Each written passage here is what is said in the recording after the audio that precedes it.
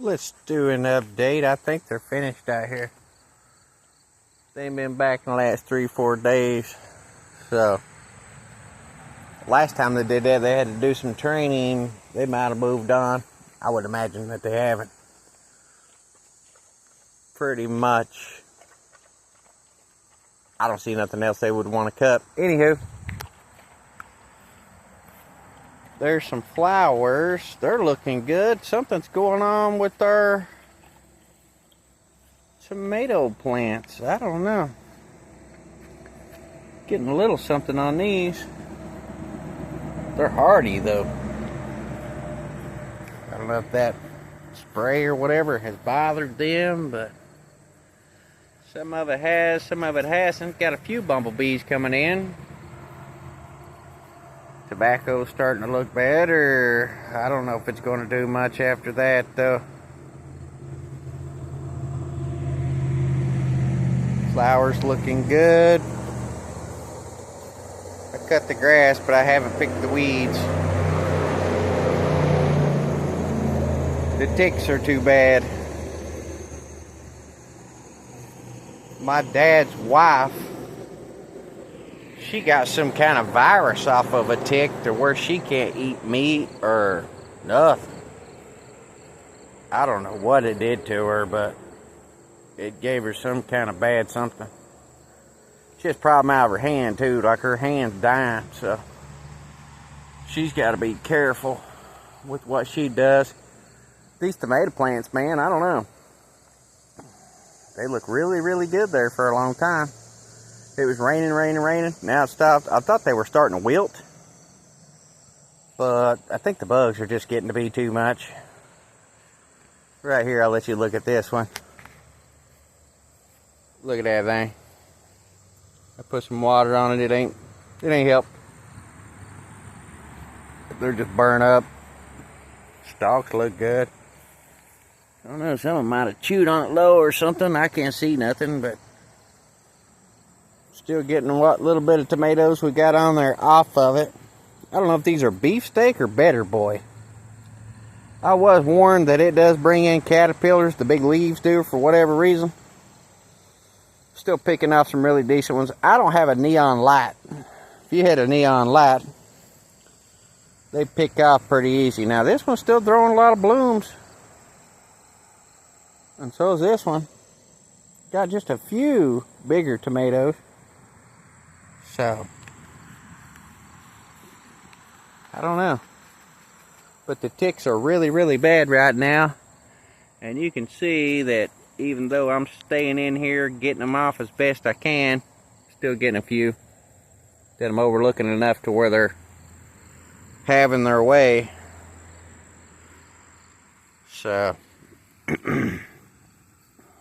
just have to do what we can. Yeah.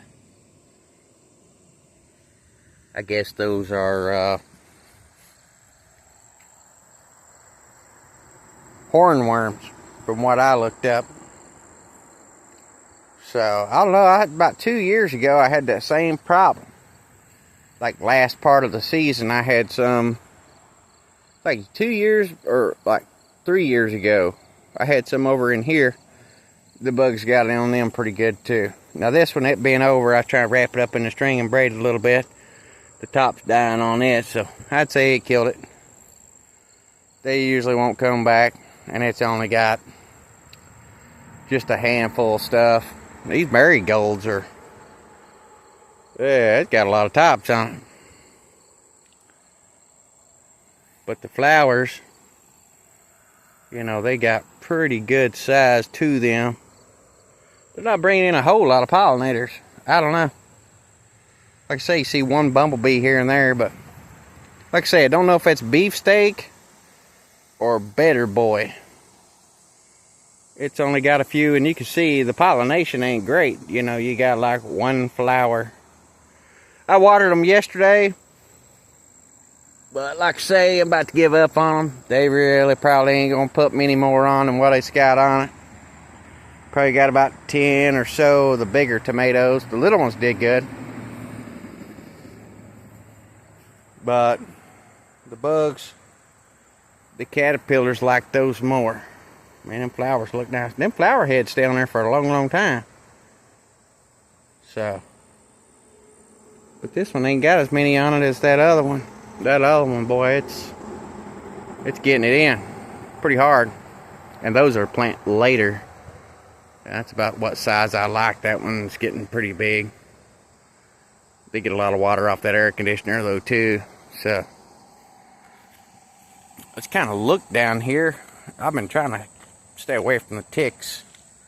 You know, they're biting people and like they're having a lifetime reaction. It ain't like get sick for a little while. Like it does something to you to where you can't have meat. None of that kind of stuff. So I don't know what she got into, but I've heard of a couple people having the same problem. But we can look here a little bit. Still got that one little tiny pepper plant, but it ain't put out no blooms. From AtomicPepperSeeds.com. It was my fault. You know, I kind of set them out one night. I thought it was just going to frost, and it actually froze the potting soil on my tomatoes. That's why I have less tomatoes. But I put these in the grounds and hope that they would do good. Yep, it's still there. Right here.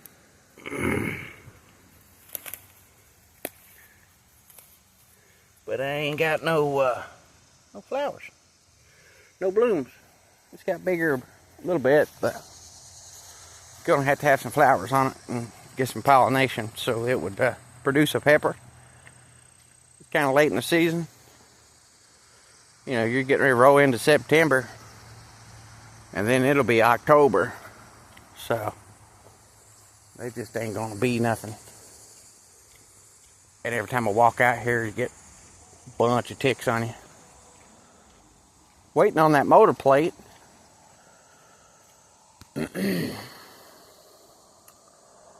So they said it was coming, so maybe we can get start working on the truck a little bit. I'd like to get that swapped over. Hopefully we can drive the truck after that. But here's the progress. They took all those trees. I don't see nothing else. Maybe the ones that are in the power lines, but they really wouldn't worried about those. We're worried about the main power line. If it knocks that out, you know, right there's the transformer that feeds it. So they just had to fix it when needed, I guess. You know, they left their cones and stuff, but a lot of good stuff here. And I'm thinking we're calling it done on that one. Ain't nothing else, just it'll be next season before we get into anything. I want to put a diesel heater in, I need one. Or fix the diesel heater, or maybe get some parts. And definitely going to get a electric heater. Something I can just like turn on 60 or something. I like it kind of cool myself. But right there everything is. They've got it cleared out. I walked up here, them people were saying that they seen a fox den right here. Well, I've actually made it up there, and it is nothing but just like flat rocks. There ain't nothing hiding in there. If they are, you know, I didn't see nothing. You know, they usually dig out a hole in the ground, or have a spot in the ground that's, you know, got a cavity in it. So I really don't want to be up here for the simple fact, right there's no stray dog. Look at it. Look at it. Right there it is. He's running off. I've seen a couple of them like that. Boy, they're thin too. Go on, get. Yep. He seen me. Seen a few of those. Seen a little white dog too. Boy, that thing was thin. He'd been laying down like in the creek and stuff. Got a good story that goes along with a dog in a creek. Me and my cousin. It had really long fur, and it would just kind of lay down and blend in. Slick, buddy. I thought it was a wolf, but it was eating people's chickens, so I don't know if it wasn't just killing them, it was eating them. Yeah, that's a stray dog. Who is that? Oh, there's a couple of them. Oh, there's a couple of them. No, it's just trying to make its way through there. It looks like it's kind of hurt. I don't know. It's thin, though. Had like a little white-looking dog, too, that was up through here. Boy, that thing looked like a walking sack of bones. It just kind of hide here and there. I don't know, buddy. Good and skittish. That's the way I like it. Yeah, it's leaving. It's going down by the tracks. Or by the... Oh, you just now see him? That's what I'm talking about. They're just so good at hiding. Even regular dogs that, you know, that white one, it walked right past my two dogs. They didn't even notice it. I was like, how do you not see that? Or, you know, they just leave it alone. But now he's barking. So apparently, you know, they just must be that good at just slicking by, skimming by, you know, just eat a little bit of food when something's laying down. I seen it out there eating one day, and I was like, what the crap? Surely they ain't letting that eat its food. I've cut them way back, too, for that reason. You know, they act like they don't want to eat it. It was like 4 or 5 days. They didn't have enough dog food to give it to them. So when I started feeding them this time again, I just feed them a little bit of table scraps. Maybe they just wanted table scraps, but whatever the reason, we had to lay back, and they seem like they're eating better now. I think they wanted a different style of dog food too. That stuff was like puppy chow or something. Too small. They like that bigger stuff. Got some of that good old-fashioned old Roy's. But they'd have to be hungry to eat that. But right here is a little path. And we did have a bear down here. They tried to come in on me there a couple times. Right there's a little walking path. All the way around that ridge. And I wasn't there a couple days ago. So something's been coming down in here pretty hard like. You know, they got a walking path down to the creek. So I don't know if they're trying to get down to the creek or what, but this is the update. Get off of that dog. It ain't bothering nobody. You just don't want it down here. They've got it all cut up. They cut it all up. So Sam said he was going to come down here. If he happens to make it down here, I can catch him out here. I'll take a little video of what they're doing. I said he wanted to pick up some of the big stuff, and they was going to try to do some of my firewood too. You know, somebody says they're going to split all that. That's a lot. It's a lot. Well, we talked about a wood processor the last time. That's really what I would do. You know, deal with some of those horse community folks sometimes. They can be rough. I used to do it a little bit myself. I went to a horse show there 3 or 4 times. And for one, it's super expensive. You know, but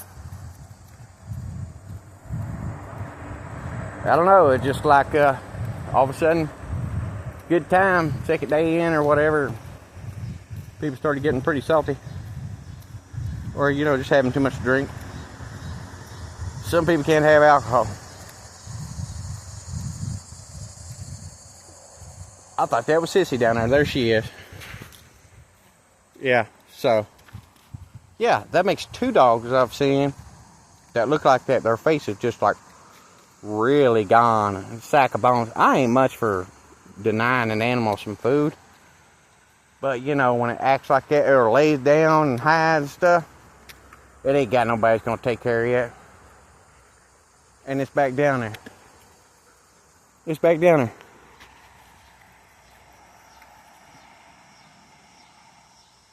Look here. Now that might be a neighbor's dog. I know it, old boy. He works down at Tractor Supply. He don't bother nobody. But look there. Them dogs, they just stay away from it. It's like it's invisible. So I got another little, like a really light colored dog.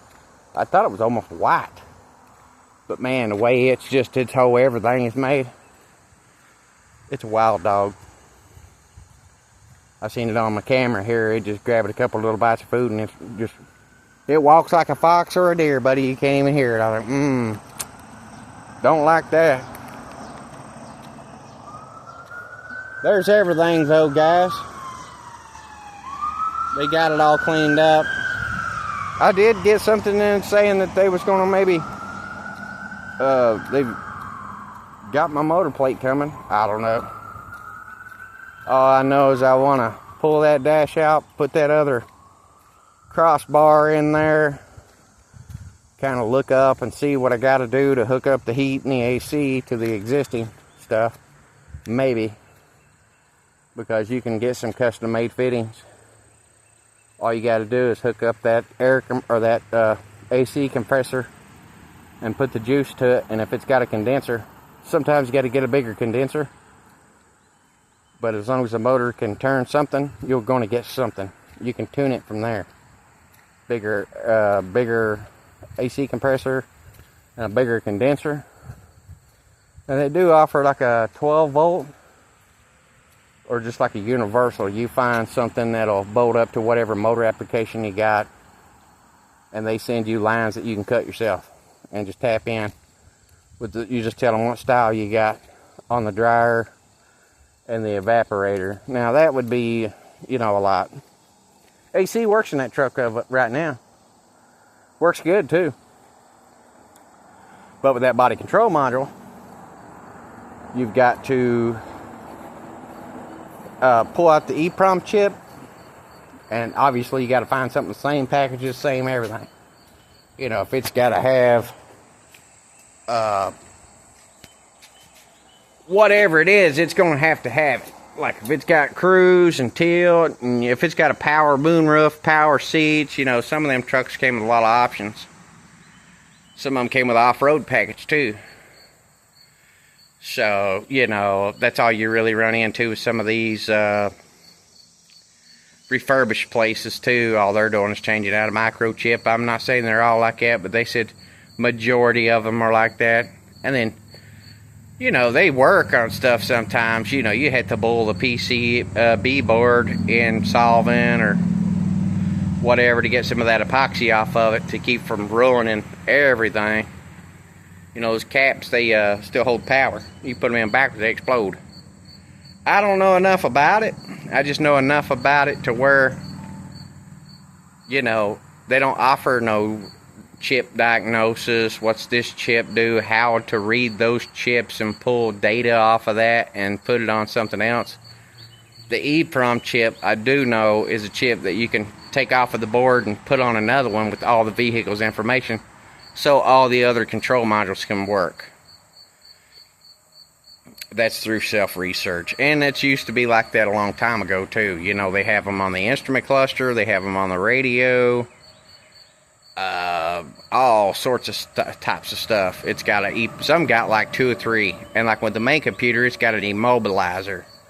And if it's got a flat chip to where it don't have no pins coming out of it, you got to use a silk screen, the exact thing to fit up on those pad contacts, solder those balls on there, and then you got to solder the chip to the balls. And if you solder too much, they cross pins together, and you can have an electrical fire, or the caps, if they positive, negative, it'll explode. It stores power. In so many words, without getting too technical or sounding like a geek, it's still, I don't know what exactly is going on there 100%. And then some of those scan tools you can get, they'll tell you exactly where to go, just like some of the key fobs and stuff. You got to take a Dremel, cut the hole out in that box, extract that chip, put it on a chip reader, go through an app or, a paid subscription. That's what a lot of it, it's a paid subscription. And some of it's even to where it's tech only. Like, they don't want you doing stuff like that, or it's non-serviceable, like you're trying to reuse a factory part, you know, the parts numbers match and all that, to where you can make it work again. Or you can program a key. Like, you gotta have a chip reader to program some of the keys and then delete all the other ones. You know, you might come find out somebody's got an extra key to your vehicle and you just don't want that. Or you lose the keys, obviously. It's a lot, okay? It's a lot. Just like that Jeep up there, you know, they don't offer no kind of chip schematic and what the chip's supposed to do to make the control module work, or how to repair, you know, something that's obsolete. You know, it's something you got to be careful of getting into these. It's newer, but it's older, okay? Without just trying to bash factories or whatever. It's a lot, and to get it repaired, it's going to be, you know, people that do stuff like that want a lot more money. There's a lot more education behind it, you know. I mean, if you still like the car, I used to watch cars get totaled on not having keys and stuff. You know, you'd have to find somebody that could get it fixed or whatever. You know, it's like it's an $800 car, but, you know, it's a $1,500, $2,500 key. You know, you lose a couple of those, and, you know, we had a girl around there that used to live down through there, and it's like, don't fix it for her. She come out there just about passed out all the time, so she lost her keys. Probably safer that she isn't driving. But they just don't offer that information, you know, and it's hard to get that information. Or, you know, you do it through figuring out what chip is and how to read it, and, you know, it goes through SRT, but the subscription program is, you know, something you got to have a internet for, or like do a bench force thing to where you can program it on a bench. And then, you know, you got to have the OBD security connectors. Like, this truck's got pass lock 2 on it. Or, you know, it involves the instrument cluster and the radio. You can get one programmed, but the instrument cluster and the radio don't work, or the radio won't turn on because it don't recognize it, or it doubles the mileage on it, you know, and you have to go through another program, SRT. I don't know enough about it to say this is how you do it. No, I force jump my way through it too. But it's a lot. So we're going to try something a little bit more simpler, and I'm hoping for good results. We're going to cut it. I'm going to pull the dash out, you know, probably have to cut some holes in it. I'm going to try to hook up the heat, the AC. I'd use that factory wiring harness and extend wires to brake lights or whatever we got to do to make it happen.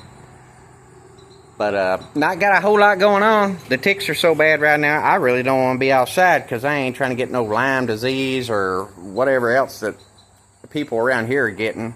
You know, I don't want to have some kind of special diet or something. It's a lot. No kind of whatever. I mean, it's like, what are you going to eat? You know, you just switch up. You'd have to see a dietitian, you know, blah, blah, blah. You know, people just keep eating until they get sick or whatever, but I'm trying to be careful. I guess the ticks are pretty nasty critters this year. But hope everybody has a great weekend, or had a great weekend. And I'm going to try to get into a little bit of something, but we're waiting. And, you know, I'm trying to let the weather cool down a little bit. It's starting to get hot through the day, like super, super hot.